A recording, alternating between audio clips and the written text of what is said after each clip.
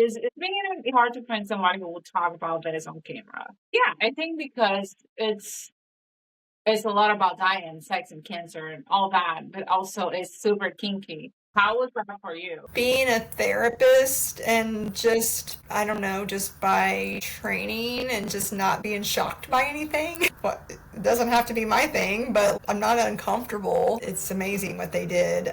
I feel like people are afraid to talk about death. I love that they married the two. I was intrigued. For me, when I put it on, I didn't know what it was about. I just put it back and while I was cleaning my room, I'm like, oh, wait a minute, I should be paying attention. So just to have all sorts of trigger warnings. There's I agree. Yeah. so many issues. People just pick one by one and just take it out and just stay in that, do a whole talk in just one of them. Uh-huh. You have said like it's just I'm not in a position to watch that because it is emotionally charging. The show itself, like, it will make you horny, it will make you cry, it will make you laugh. You will feel all your emotions. Yes. Yeah, I agree. You could do several talks about this and just focus on one specific issue at a time. But I saw your post. Is there a book available?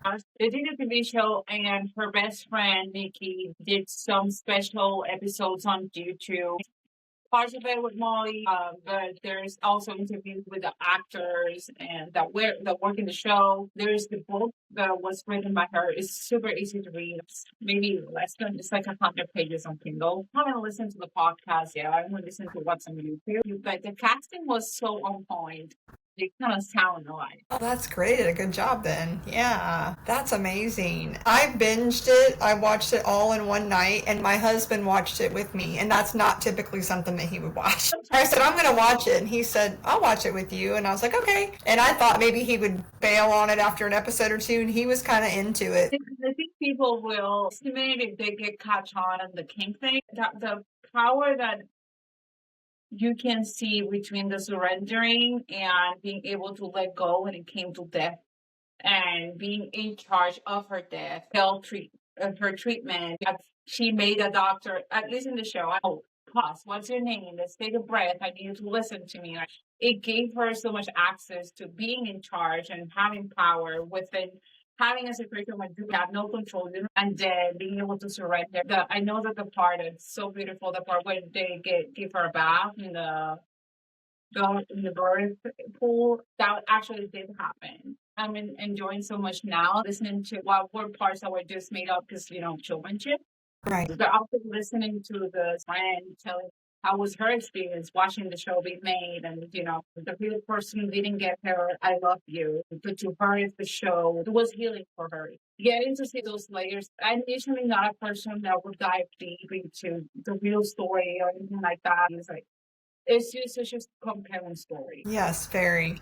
The question I had about whether it happened or not, maybe you can answer this, was her in the hospital bed with the gentleman that she was in love with, right? Did that actually happen? Did they actually let them have that? What I gathered from the YouTube special episodes, she didn't actually have that person that they developed that love connection. She didn't actually get to that. There were some stories that she was seeing people at the hospital. I don't know if it's true that she got to orgasm with another person. But yeah, that character itself though didn't exist. Yeah, because I kept saying when she gets to have this orgasm, she's probably going to die. What do you think about Amy, the person, especially because you mentioned like a lot of people would avoid talking about death? If we can talk a little bit of what your experience and role was when you were in hospice. And Amy, the nurse who was in hospice, she was a made-up character as well. But I just love her so much. I loved her too. So I was kind of cringing. I loved her, but I was cringing at how aggressive it seemed, right? I used to do hospice admissions as a social worker, and it definitely wasn't as forward, I guess, as that. It kind of went back to me for like meeting people where they are, and it's like sometimes I would show up for an admission and somebody would be like, yep, I'm dying, this is my last hurrah, blah, blah, blah. Sometimes I would show up and people were still in denial, even though we were sitting here signing paperwork for a terminal diagnosis with a hospice admission, right? I was cringing when she was kind of like in her face about like, this is what's happening, although I also appreciated it. Like sometimes people need to hear it that spelled out, but it could be a little bit too much and too quick at the minute that somebody's recommending hospice. So I loved her, but I thought, oh my gosh, she's going too fast. Yeah. I wish I had done a bit more homework on who wrote the adaptation TV show, because the way that they use comedy to break the heavier moments, it's so on point. Like their comedy was. I laughed so much in that show. Like that's what I appreciated about it, was like the spectrum, right? You'd be cracking up at this and then be like wow, like intrigued by like the kink stuff, and then you'd be over here like sad about the impending death. Yeah, it was. Yeah, that towards the end, because I did rewatch it a few days ago. Towards the end, when Amy's talking with such enthusiasm, and I do love how they talk about death as being birth. Your body knows it's. I kind of goes back to the piece of that surrendering piece. But I love when Nikki says like, hey, this is not working for me. And then, yeah, I have been talked to about it. What has been your experience when you were in admissions? Do you have opportunities to chat with people about how they feel about their death? We're all gonna die, but I feel like that's the one fact we have that we ignore the most. I've done both at home hospice admissions, so the patient and family are gonna care for them, be at home and die at home. And I've also done those admissions where somebody's in the hospital and they're too critical to move, so they put them in an inpatient hospice setting in a hospital or a nursing home.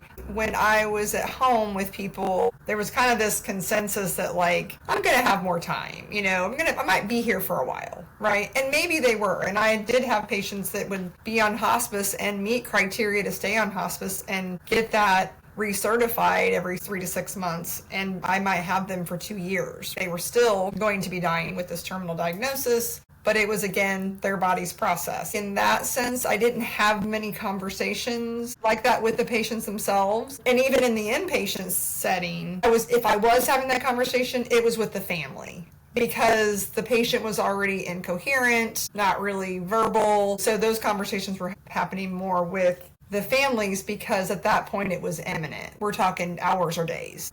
I think probably the nurses probably had more of those conversations than I did. Now we would talk, I did a lot of supporting the family, I think, more than anything, preparing them. Are we taking care of business, right? Are we taking care of things that need to be taken care of, funeral arrangements, children, spouses, whatever that looked like. I'm not saying that I didn't have those conversations with the patients, but they were less about what happened to their body and more about conversations like, am I ready? Have I done and said the things? What does that look like? How do you prepare for that? I think a lot of it is, as I look back, kind of reflect on that, I think a lot of it is having opportunities to spend whatever time they have left with their people. This call for seeing a dear friend or a cousin or somebody I haven't seen in a long time, making sure I see them one more time and have a conversation. Now, the thing is that also varied, because sometimes I would see people hold on and really deny that we're getting close. And the thing is, we would do a lot of education. Like, oh, we're seeing that this is happening with you. Your body is changing this way. You're not eating. Your vitals are changing. Your pain's getting worse, or whatever those symptoms were. We would provide a lot of education to the patient and the family. Like, hey, based on this is what we're seeing. We're probably now a few weeks away, or that kind of thing. But even with that, it was very diverse in like how people were willing to open up and share. Like, I still had patients that didn't want to talk about it. And then I would sort of move my focus to the family. There was definitely a lot of education that went into that, kind of like what we do with pregnancy, right? Signs of labor, when you might need to call the doctor or go to the hospital or whatever. It's the same way. We would do a lot of education on what to expect, what to look for. Every situation was unique. I can't remember how they called it. The time towards the end that there's a part of the episode that she has this augmenting clarity a few weeks before dying. Is that the thing that you have Yeah, noticed? they call it a rally. It's like all of a sudden there's kind of this burst of energy, clarity, and alertness, almost like this is going to be my last opportunity to interact with my people. And I did see that a lot. And we would also educate families on that too. If we see that, especially if we go from somebody who's sleeping 18 hours a day and all of a sudden they're awake for the whole day and they're chit chatting and they want to eat. Maybe they haven't been eating, haven't had an appetite, and all of a sudden they're asking for their favorite meal. We would say, oh, that looks like they're rallying. Now, how do we prepare for that is to say, enjoy it, because that's probably a good sign that getting closer. My favorite experience with working in hospice was the people that I love telling the story. I had several patients that would ask me, who did you bring with you when I would come in their door? If I was at a nursing home or at their home, they would say, who's with you? And I would always turn around and look and I'd say, I don't know who's with me, because there wasn't anybody there. They would kind of act confused and say like, oh, well, I see her. She's sitting right there, or he's behind you. I would say, I believe you. I don't know. I mean, maybe they're for you. It was fascinating. I would never say like, oh, you're imagining that. I believed that we were close because they were starting to see maybe guardian angels or deceased loved ones that were coming, even if they weren't recognizable or maybe somebody they didn't know. I believe that was a good sign that we were near death, because they would start asking me about, I would have people say, you have angels with you. They're beautiful. They're bright and they're white and they're glowing. And I'd be like, oh, that's great. I would just validate it, that was always beautiful. I knew when they would start saying that we were like days away. Did that depend on the person's state of mind? Like, for example, if they were at peace and, surrendering, they will see angels, versus if they were not, they will be, I Yes. don't know, whatever the opposite was for them. Yes, and I think again yes, and that's even for patients that maybe never said that, but all of a sudden never really wanted to have those conversations, but all of a sudden they were like, oh yeah, I see this. I do think it was surrender. And I think that there was an internal process they were going through that all of a sudden I'm now open to either sharing this or discussing this or even acknowledging this is what's happening. But it did depend, and not everybody did that, right? I think that's fascinating, but I love the word you keep using in surrender, right? How it goes back to her as well, with so much surrendering with her experience. From a mental health perspective, what do you see in this character, especially Molly and the friend who's basically putting her life on hold for 3 to 5 years? It had so much to say about that and then reflect on that, because I think it's a beautiful testament to that depth of relationship, that friendship they had. I think it speaks volumes. Don't we all hope that we have somebody, whether it's a partner, a family member, a friend, that says, I'm in this with you. I'm here for the long haul. I thought that was beautiful. I know it's also not always the case, right? And I thought, wow, what a gift. And that longing that we all have, that's how we hope the end of our life is, that we've got that somebody with us, whoever that is, right? That's meeting our needs and saying, yes, whatever you need, we're going to do this. I cracked up. Her friend was obsessed with making sure she had all the vibrators that she wanted and she liked. I got this one. And then she even had her boyfriend, right? He's like, oh, I packed these. I got this one and this one. I mean, it was hilarious. And I love how she gives her permission.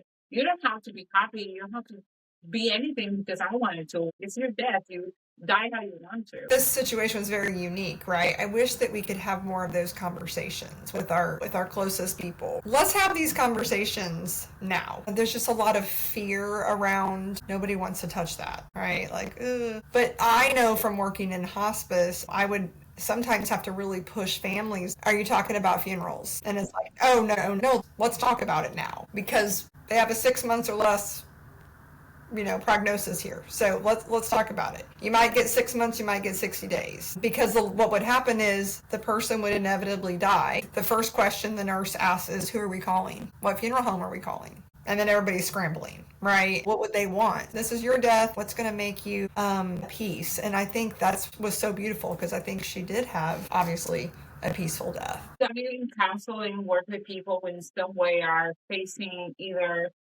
their own death or the grief of the death of a loved one. I don't get a lot of people that are worried and having anticipatory grief for them, worried about their own mortality. More so as a caregiver, I'm anticipating this death with my aging parent or spouse or whatever that is. When you have somebody that's, let's say, has a cognitive decline, whether it's an Alzheimer's or dementia or some kind of brain injury or something like that, you're grieving that person already. I've already lost you because you no longer even know who I am. And then now I've got to grieve the actual physical loss of you. That can be very difficult for caregivers as well. I would love it if more people came to me and said, I want to talk about my own death. Let's do it. Let's plan it. Have you seen that show, The Good Place? Yeah, I have seen. I had a hard time sticking with that. It could be towards the last season. They basically made their own funerals. I've heard people are having like a pre-funeral, like a goodbye party, and they're doing away with funerals. So they're saying, let's have a gathering of all my friends and family. Let's basically celebrate my life while I'm still here. I have mixed emotions. I think that's great if you're also going to have a funeral after they die.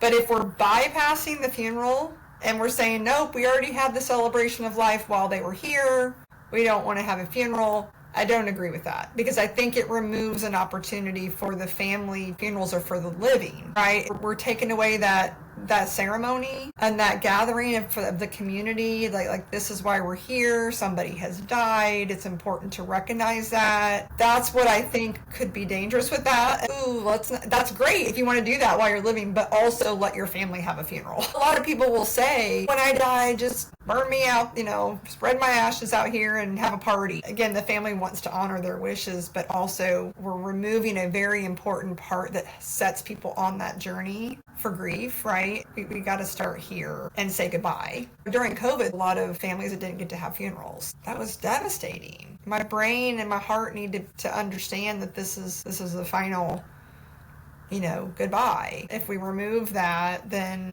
it can definitely complicate the grieving process.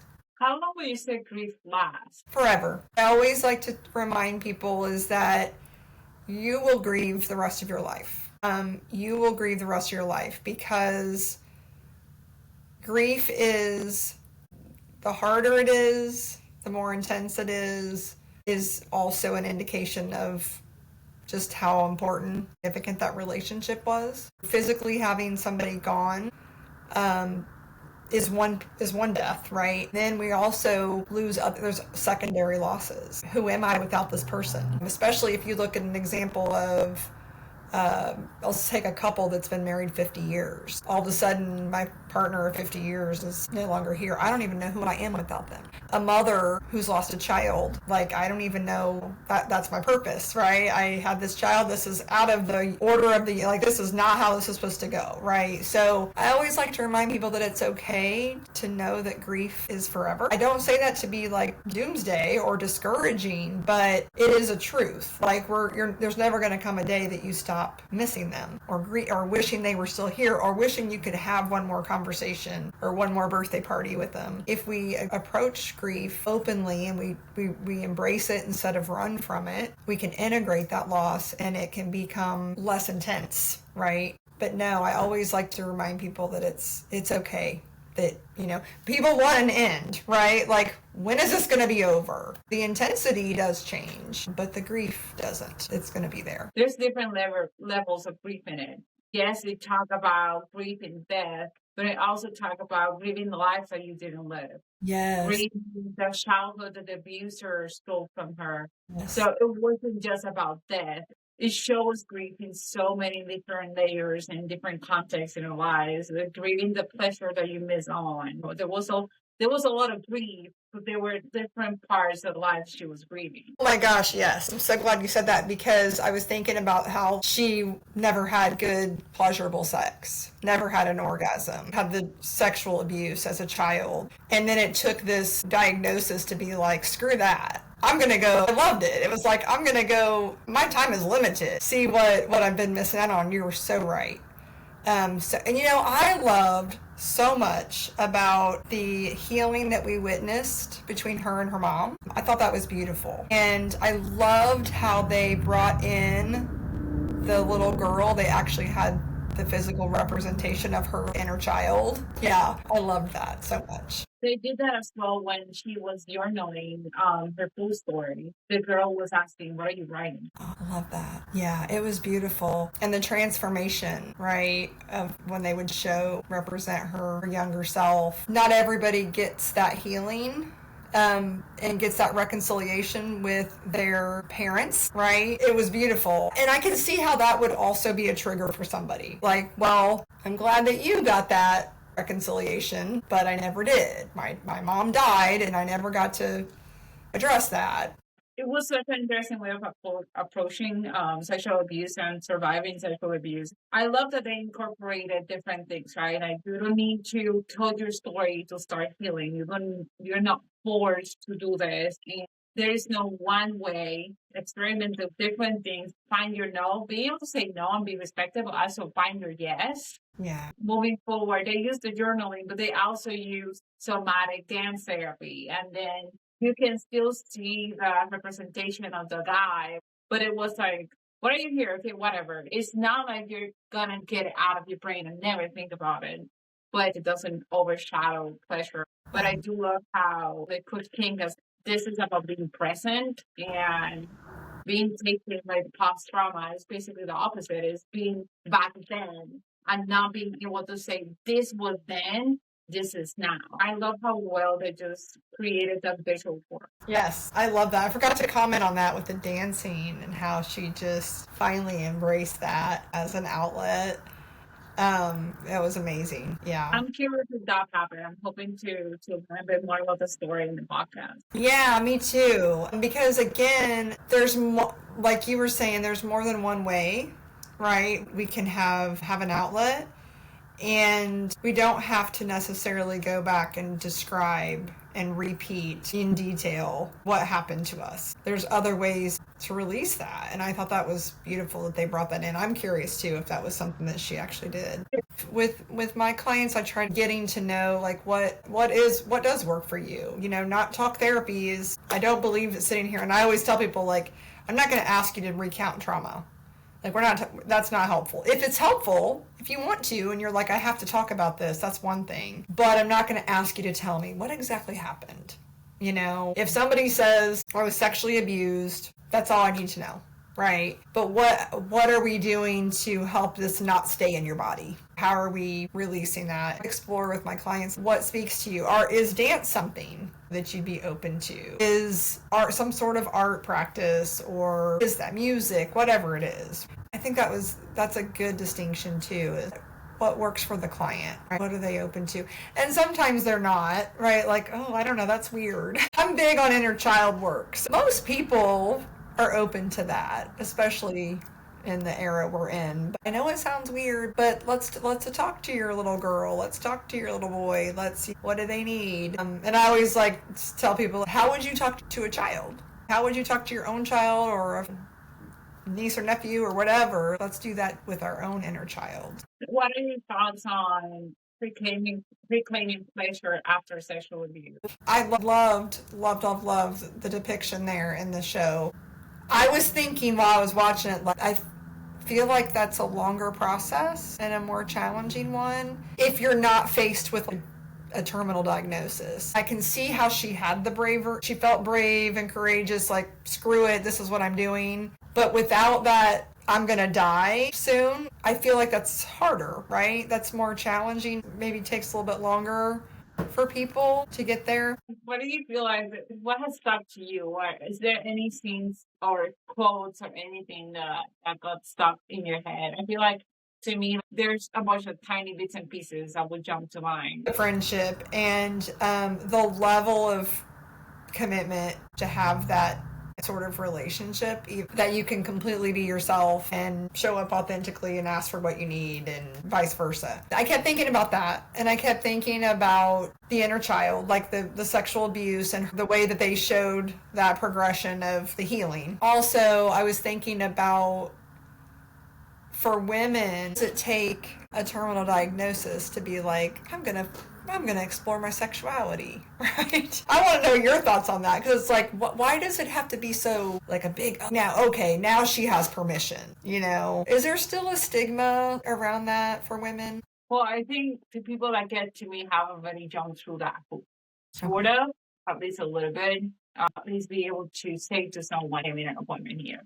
I love the way that she explains it. For her, it was a way to relate to her body in a positive way. A body that's betraying me, a body that's failing, it's breaking apart. It was a way to relate in a good, positive way, in a way that felt good to be in her body. She often mentioned, I want to feel things. I don't just want to numb it down. Sex was being alive, but it was also that connection, right?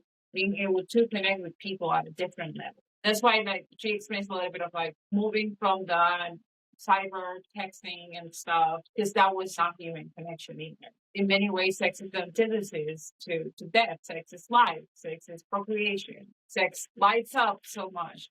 But it's also a quest for healing in this particular story. Sometimes we think we have so much time. I could just die right now, but doesn't feel like. There's an idea of I will have tomorrow. Yeah. And I often think of, is it good for now? If I know that the world is gonna end now, would my decisions be different that day versus the day that I'm like, I have 20 more years? Yeah. But it could also be a question for people who have divorced. Like, what made you wait, whatever you waited, from the time that you realize it's not working for me, from the time that you're like, okay, this is done. What is the thing that makes you say, this is done? I no longer want to live this way. Yeah. I think to her, there was also a loss of meaning for a while. And this is a way to create a lasting impression in the world. She definitely got to do that. She didn't get to see the podcast being released. So obviously she didn't get to see the show being released. But we're talking about her and we don't know her. Yeah. She made a mark in the world. Gigi Washington recently talk about dating and kink. After COVID, so many people got away from social interactions. So if you're just single and you don't have the family or other friends telling you, hey, go put yourself out there, whatever, then you get kind of stuck because you don't have that social push of like, hey, you want this or you need this, I cheerleading for you and being here for you to cry on the shoulders. If you don't have somebody who you can talk to about this, if you don't have somebody who's maybe saying, hey, I'm having awesome sex, that's available for you too. But if you don't see it, it doesn't feel available. I don't know if this is part of the show or this is story. The typical person doesn't have the money to just say, I'm gonna go live on my own. It does feel like you're getting out of your safety. Even if you are exploring sexuality with a person who you have been married to for years, you're stepping out into this big unknown that is often so shady. I love that they explore like the kinks and the stuff, because she went from not having orgasm, not enjoying anything, to you completely have to flip over and you're trying all these new things, try everything once. When people come to you and say, hey, I want some help, what's the catalyst? I don't want to be stereotypical, but I feel like it's a lot of women, there's still a stigma around, are you a whore if you want to be kinky? Get eyebrows raised if you start talking this certain way and want to try different things. Or even single women versus single men get shamed for sleeping around. I mean, I still think we have that stigma, right? Yeah, and I think the hardest part for people, whether we're kink or not, is knowing what your gifts are when you have never given yourself permission to explore any of it.